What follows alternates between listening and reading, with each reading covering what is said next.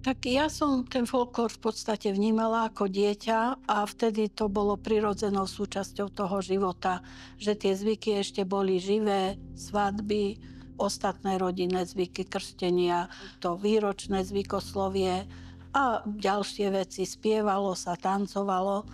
Takže to som vnímala proste ako dieťa tak prirodzene. Samozrejme, vždy sa mi to páčilo.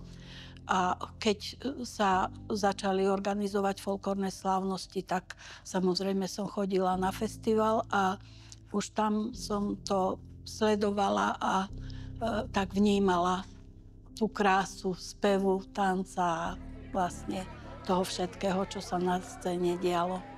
Takmer na polstoročie spojila svoj život s folklórnymi slávnosťami pod Poľanou.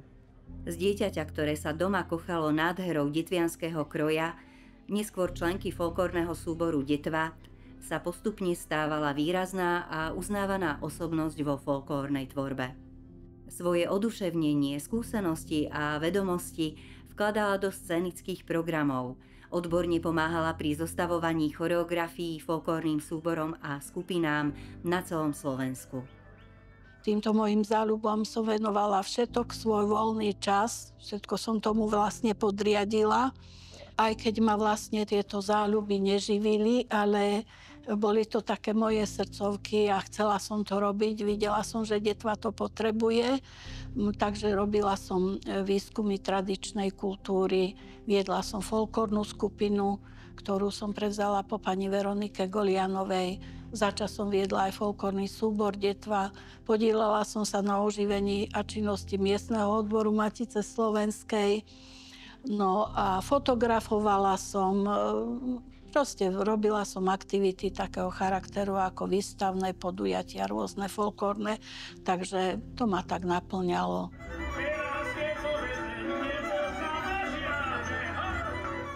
Som šťastná, že som mohla zažiť ešte tých pôvodných nositeľov tradičnej kultúry.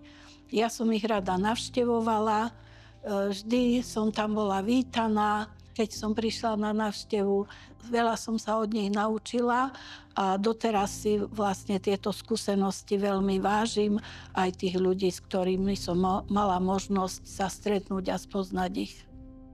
Podpísala sa pod odborné návrhy na zápis vyrezávaných krížov na Podpoľaní, podpolianských rozkazovačiek i detvianskej výšivky krivou ihlou do reprezentatívneho zoznamu kultúrneho dedičstva Slovenska.